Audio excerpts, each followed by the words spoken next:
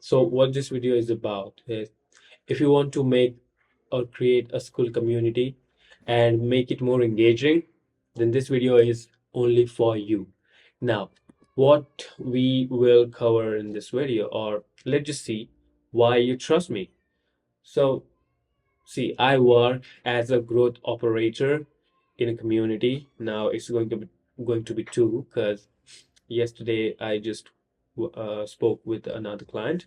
Well, so in the free community of that client, the first one, we have able to reach to 470, like 4,700, and now it's going to be 5,000 within 4 months.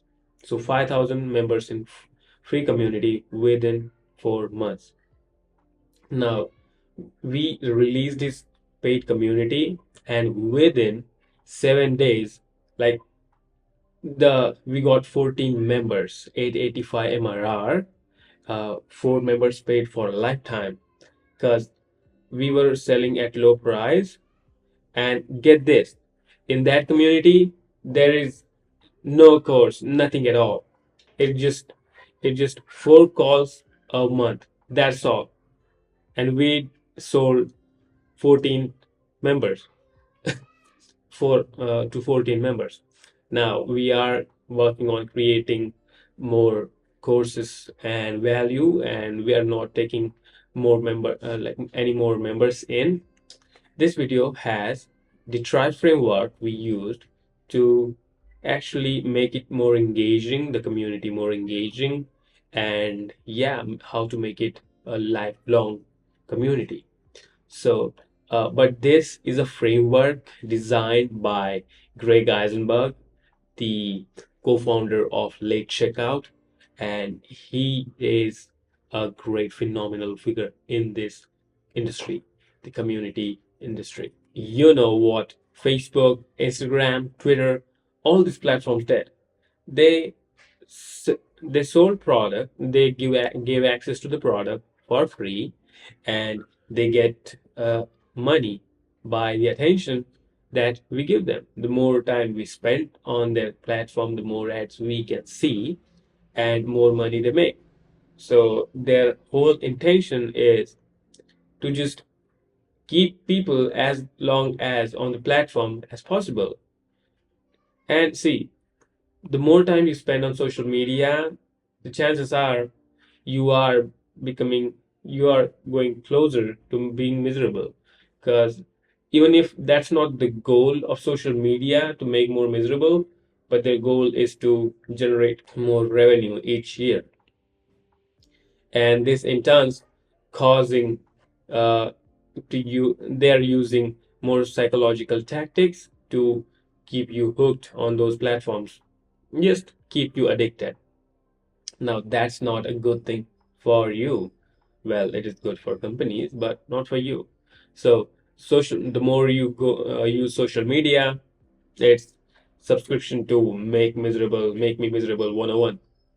So there's time spent so you procrastinate, you feel lonely, you compare yourself with others. It's the comparison culture. The Instagram is a huge behemoth of insecurities and comparison, lack of socialization.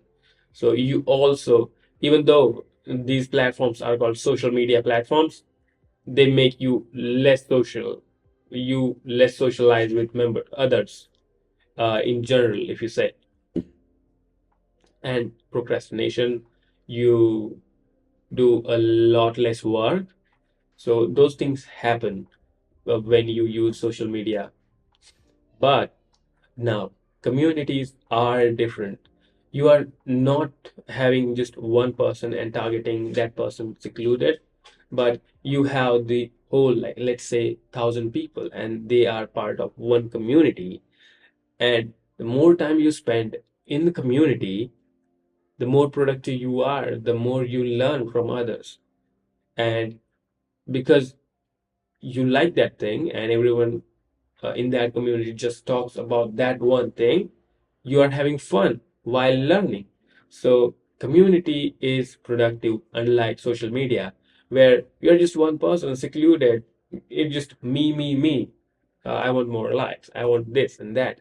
But in community, it just everyone is just together and they share value.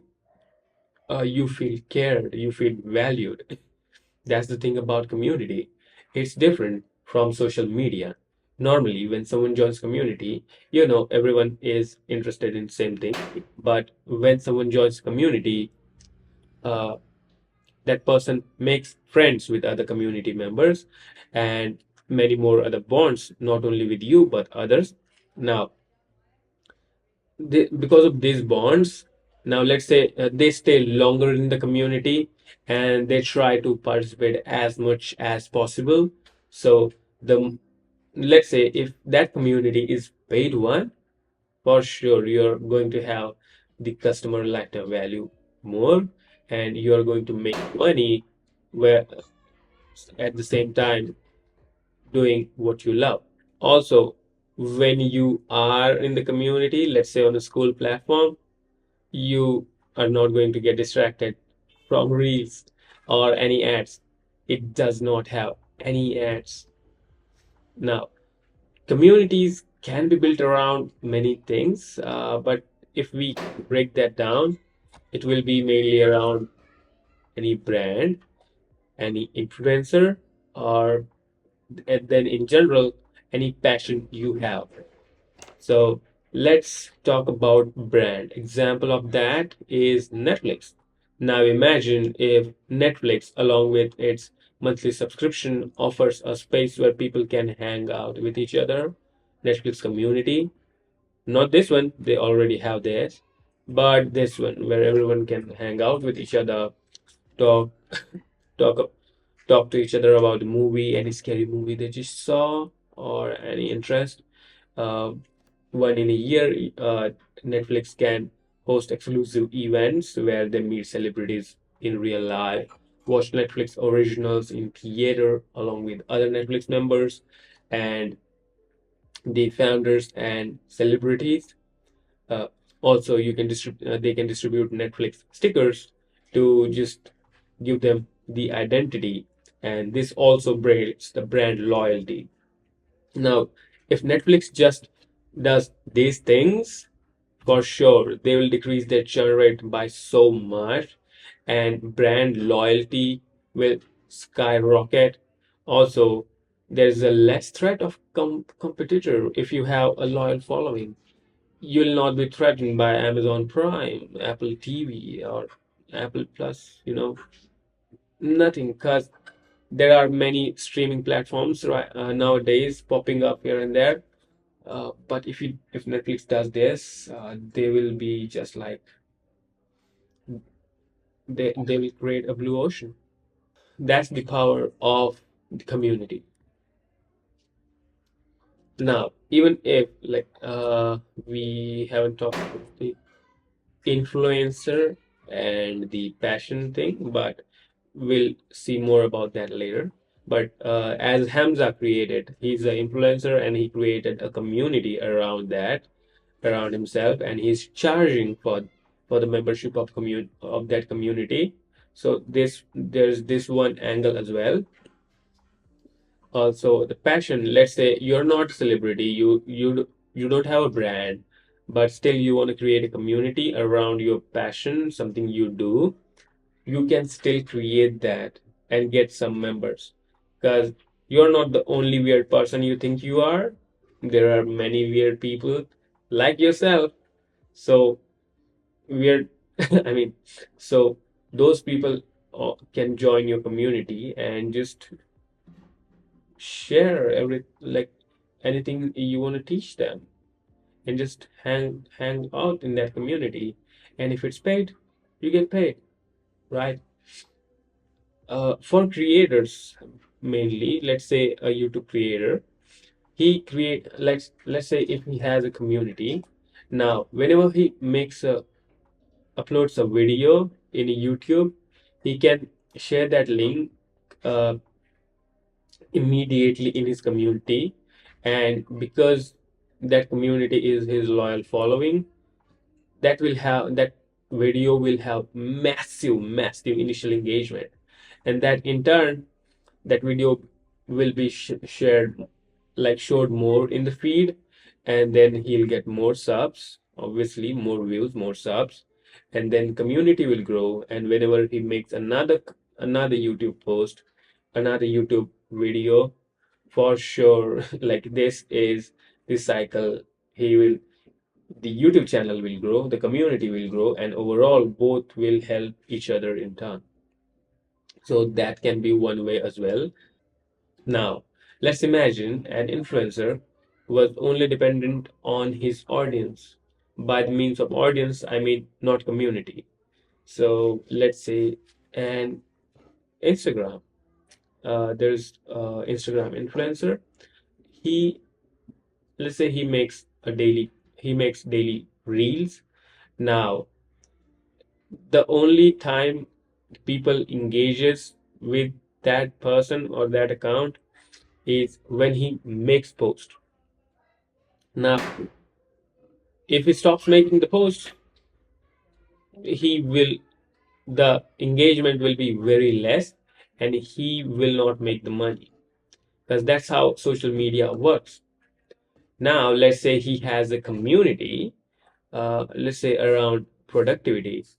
Now, even if he doesn't make posts in his social media, the community runs itself.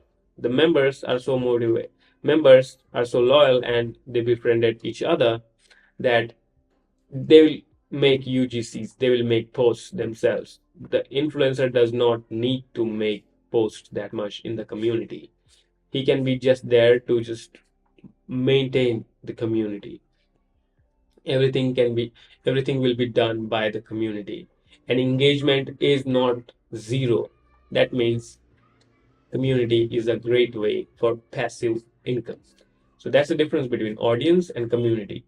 Audience is segregate, even if million people following you, they are separately following you.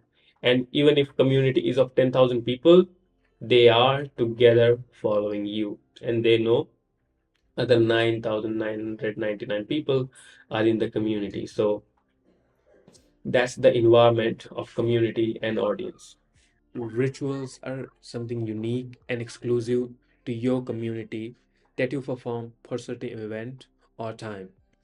Rituals create a sense of cohesion between all the members, and these are some examples of rituals.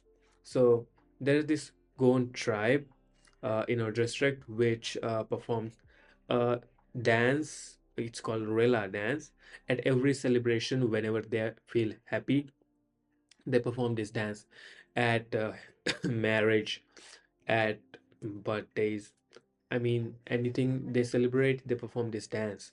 Also, they have some kind of uh, a dress code they follow, and yeah, so they make a circle, and everyone in the circle just grabs waist of the adjacent two people, and then just they circle around and dance.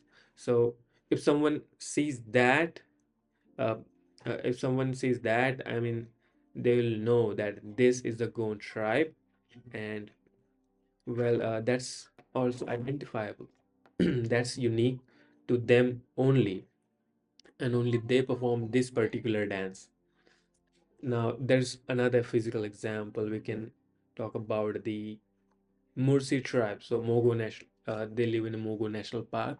So, the Mursi tribe has this ritual of wearing lip plate. Women in the Mursi tribe wear lip plate at lower lip, and this is the sign of fertility. And you may think it doesn't make sense, but it does to that particular tribe. So this is the ritual exclusive for them. Some tribes just jump, and that tribe has like very large, they are very tall, every member. And this Mursi tribe, they just wear lip plate even if it doesn't have any scientific evidences. That's just their rituals that they have to follow to stay in that particular tribe. So this is a defining feature for any community. Now, if we want to talk about online examples, so there's this guy called as Hamza Adonis. He's a big YouTuber. He teaches personal development. And now in his community, he noticed he had a very high churn rate. And then he introduced 3 weekly calls. He had 1 weekly call. And then that ritual went to 3 weekly call. Then he introduced daily coffee calls. This ritual alone reduced churn by so much. It just dropped like crazy. And also every year they have grand live meetup of all the members in the community. So that's also a ritual. Many members wait for that particular event because they also get to meet the Hamza and other community members, and they have some uh, competitions and everything arranged there, so it's exclusive. So that is a ritual as well. You can say also in school games, Alex has this ritual of they host competition, and every uh, top 10 members each month will meet Alex and Sam in the acquisitions headquarters and discuss the high level mastermind stuff. That's the whole one day they spend with them. So that's also a ritual. And when Alex was hosting daily calls at gym launch, he had a template for questions that if you do not follow that template, your questions will not be answered. So that was the ritual. If you go outside the ritual, you are not part of the community. So for that, you need to follow the particular ritual. So that's about the online space. Now, the highest metric for community is its retention and engagement metric. And rituals have exactly positive effect on these very metrics. So if you have many members following your ritual and it differentiates them from other communities, they are more likely to stay in the community. And because everyone is following the ritual, they feel like everyone is just their brother and sister. So they engage more in that particular community. And when you have these two metrics, retention and engagement, high, if these two metrics are high, that's it. That's how the high value communities are. So the rituals are collective activities, deliberate and conscious actions to bring people together. Now, they are sets of steps done in particular order, repeated at a regular intervals. Rituals can help reinforce community's values and to build trust among your community members. By creating rituals, you are building the rhythm and sense of communal togetherness in all of your members. Now, rituals matter very much. Rituals are differentiating factors between your community and other communities. So, there's this psychological trick that if you want someone to want something, then make them feel that they can't have it. So, if you have the process of if you have just high standards of rituals in your community, and also you have some ritual for joining the membership of that particular community, and you make it hard for new members to join, when they join, they will value your community more and they will stay for longer duration. Now, how you can implement rituals in your community? So rituals can be your weekly calls, the structure of your introduction post for new members. It can be monthly meetups and party, everyone posting their weekly wins at particular day. In weekly calls, you are accountable for each other, solve each other's question. This builds bonds. Now, your rules, yeah, that can be your rituals, or you can call it community culture to just differentiate it. So, doing one weird thing every week and sharing with others, that can be your culture. You can include this. If it sounds more weird, you are more differentiating. If it sounds weird to others. Now let's get into the identity. So if you are in America, you are called as American. And when you go to the Brazil and you meet this this person, and he asks, "Who are you?" You'll tell, "I'm Josh, and I'm from America. I'm American." And when you ask him, "Oh, I'm local Brazilian," he might say that. So you are American and he's Brazilian.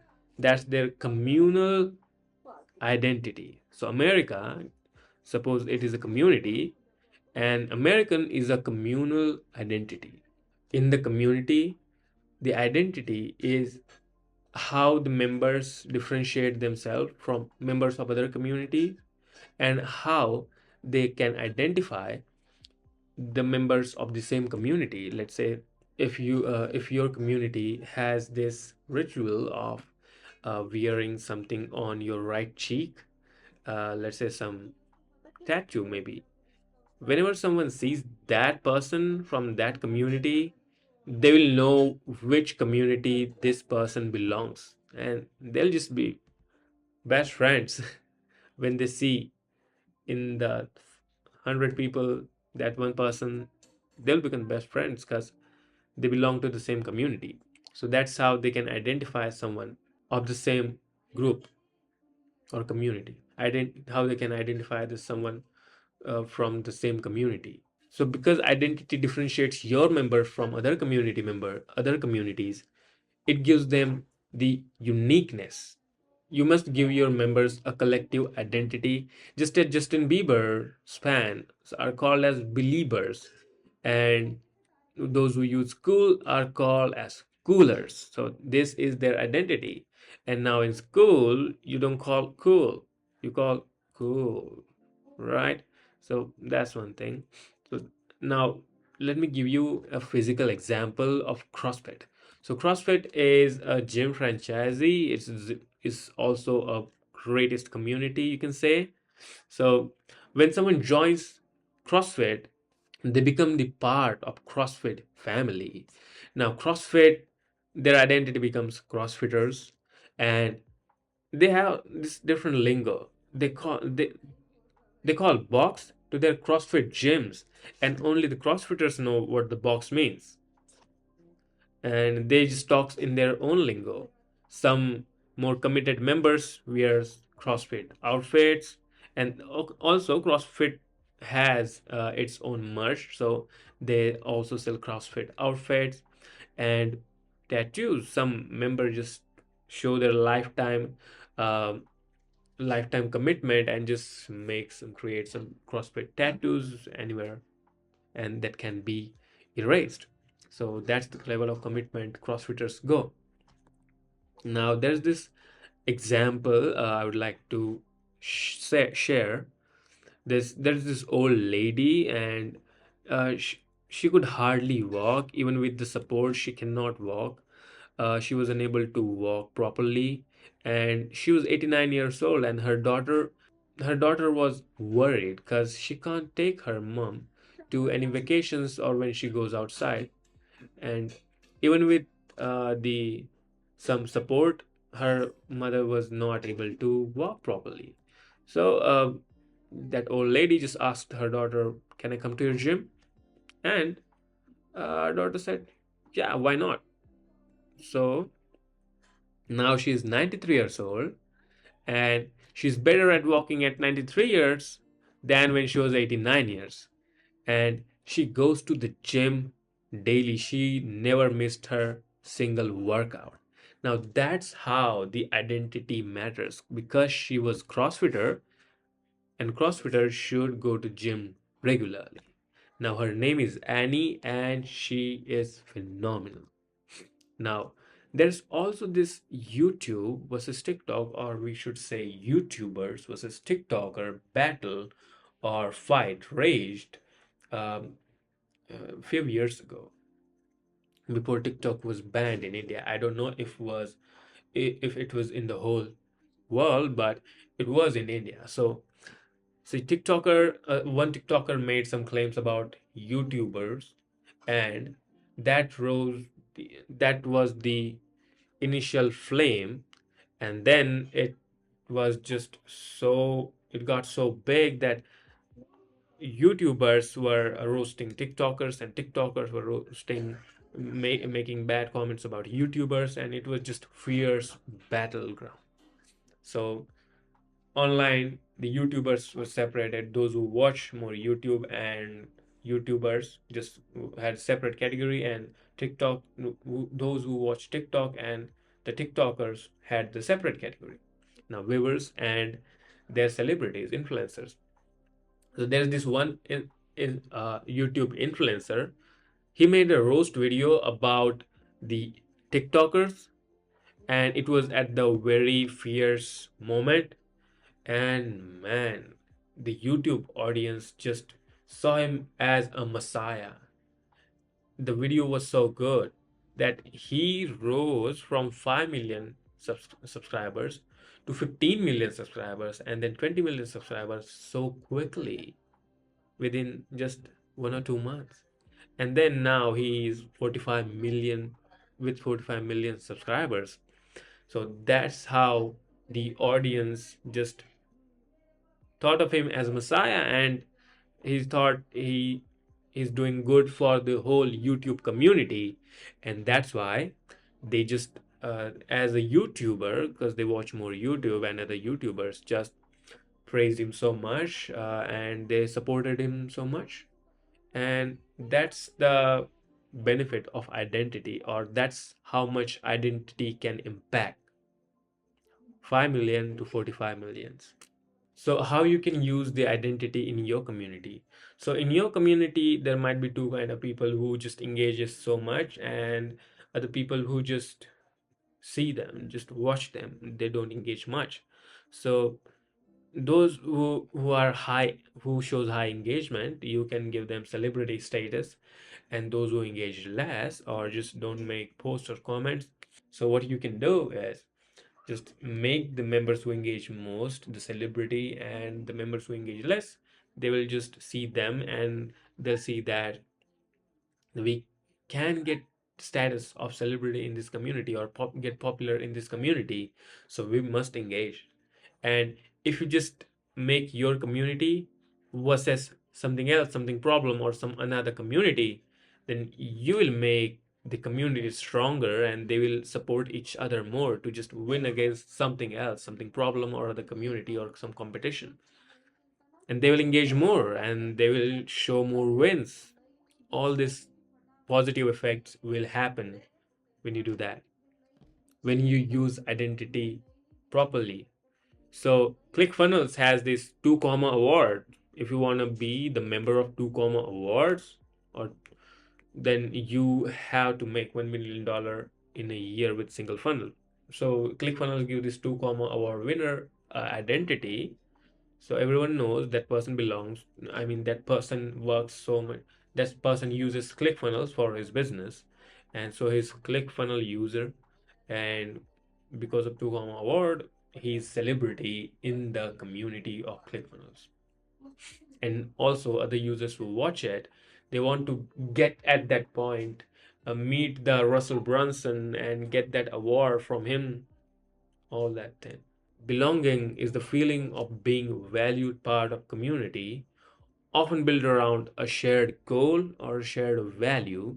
It is the emotional investment that members feel, often leading to a strong sense of identity associated with the community. Belonging comes from the experience of similarity. If you see more people similar to you, you feel belonged in that community. Now, in order to show members that they belong in the particular community, you have to just decline other memberships. Let's say if you are creating a community for footballers, you can't let a basketballer in, or you can't let a cricketer in, you can't let a chess player in. You only want those who are into football. That's how you make everyone, that everyone here is footballer, so you are also footballer. This community is footballer, is for footballer, so you belong in this community because you are a footballer yourself. So you have to eliminate whoever is not a good fit for your community. So belonging is an environment. So you create an environment that makes other feels that this is the environment for me and my type of community. So I must be the valued member in this community. Now, the way you can differentiate your community and show more belonging is by your messaging. So you can say, this community is for these people, and for this out, they'll get this outcome, and there's some milestone. So let me give you an example. So I am building this community for beginners in digital marketing who know nothing about it. So these are the kind of people we are letting in, but want to start it to make their first buck. So outcome is making the first buck, and that's also a milestone. Using Instagram and Skool. So very specific who we want and what outcome they will get and from where Instagram and Skool. So if you keep this framework, it will just eliminate so many non-qualified members. So your work will be very less in that case, in that regard. Now let's see some examples. So Harley Davidson owners has their own group, Harley Davidson owners group. So these members just host meetups, rallies, rides, and when you go to these rides or rallies using your Harley Davidson, you feel a part of that pack. It just fosters the camaraderie. You feel belong in that community. Everyone is with their Harley Davidson, all the gears, all the outfits, all Harley Davidson. You can't go to Harley Davidson event or ride with Ninja Kawasaki. You just can't. It's just exclusive Harley Davidson event and that group. You only talk about Harley Davidson. So in that ride, everyone feels belong and shares some experience. That's how Harley Davidson owners group is a good example of belonging. So there's this online community called as Peloton community. It's from the fitness industry. Now, the Peloton community has people from teenagers to 60 plus. Everyone just learns through shared Zoom calls and Zoom meetings, exercises on all live. But because this group ranges from teenagers to 60 plus, so there's just people feel like this community might not be for them. So what Peloton did is they created sub communities for teenagers, they created sub communities for moms, they created for dads, they created for 60 plus. So whenever you are in the moms group or mom sub community, you have all moms and everyone shares same kind of problems. Everyone is have some so much similar, and they feel belong in that community. So they think Peloton is for moms, and I belong in here because there are so many people just like me. Now, how you can increase the belonging is you can share the journey of members who have achieved success with the help of community. And this is not only shows the success is attainable, but also make members feel like they belong to the group that supports and celebrates growth, their own growth, everyone's growth. Give members personal shout outs and acknowledge when they participate. Like ask questions, and asking questions just increases the discussion. So share wins, just makes them feel seen and valued. You want that, you want them to feel that. Host co-working sessions, you can just uh, go on live, and just everyone will be working with you, you are working, and every one of you is live, and you're just all working together. Even if you do not speak a single thing, that's still a shared experience for everyone, and that's how the bonds increases. Now, engagement. So it is active participation and contribution of members driving the community forward. So If members do not engage, the community can is just still, it cannot move forward. So that's why driving the community forward. Engagement helps members form meaningful relations, friendships, and stay actively in touch with other members. Engagement encourages members, it gives them support. Imagine if you post something such as, I'm feeling very down, this and this happened to me today. And if you just post that and share what happened, and all of a sudden you find everyone commenting and giving you support, being with you there, asking if they can help you in some ways, or let's say let's get on a call and discuss what's happening with you. I mean, how great is will that feel, right? You feel so much better, right? Now, increase in engagement can be fostered by introducing challenges, loyalty perks, introducing members to each others, and creating bonds between members, and getting on video calls with them. Just do say less sales. As a member, you need to steer the boat and lead the conversation, introduce new topics, but your main focus needs to be on cultivating a culture such that members come to see each other and they make posts and comments and drive engagement with UGC, user generated content, so that you don't have to work much. Get on more and more calls with your members, at least at the initial stages, and then you can just move yourself away from that and let the members have calls with each others. For business purpose, engagement brings lower churn rate and more retention and everything that comes with it, more money. Let me get this straight. Tribe is the metric to assess the community. Now if your engagement is higher, your community is good. Now if the bond between members is great and strong, your community is good. Now if everyone feels belonged there and supported, your community is good.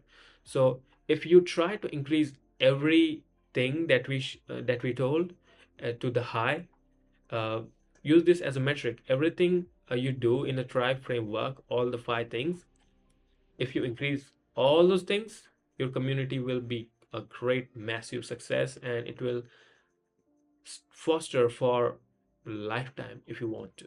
That's the power of tribe framework. So tribe is the metric to assess the community. Now you have to ask these five questions to apply tribe framework in your community. So ask yourself how to keep everyone together. And then what are the possible rituals, and for what activities can we include these rituals, and how this can be differentiating from others. Make some weird rituals. How the members would identify they belong in the same community. So, what identity shift can you bring? What can I do to make the person think that he or she belongs in the community? As I told, just eliminate the unnecessary entries, and most of this problem will be solved. But you have to do some other things as well. And the final one is, what are all the methods I can increase the engagement of the community members?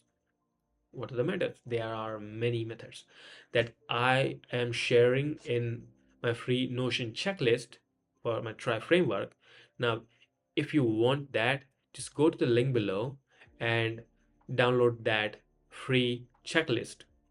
And also, because I'm a growth operator for school communities, if you want to work with me, just book a call. The call is free, and then we will discuss if we can work together or not, because I'm not going to have 10 different clients managing everyone's communities. I just want to have 2 to 3 clients where I can focus my whole focus on their business and only with them. I don't want 10 different clients and just have my brain scattered and just nothing works. Not that. I just want to focus on just 2 to 3 businesses. Right now, I have one, and the second client as well. We are trying some things, and maybe I have one spot only right now. So just book a call and let's just see. And even if we do not work together, I know for sure that I will tell you some strategies that you can implement right now in your community and just scale it. So let's see. Bye bye and see you on the call and just download the checklist.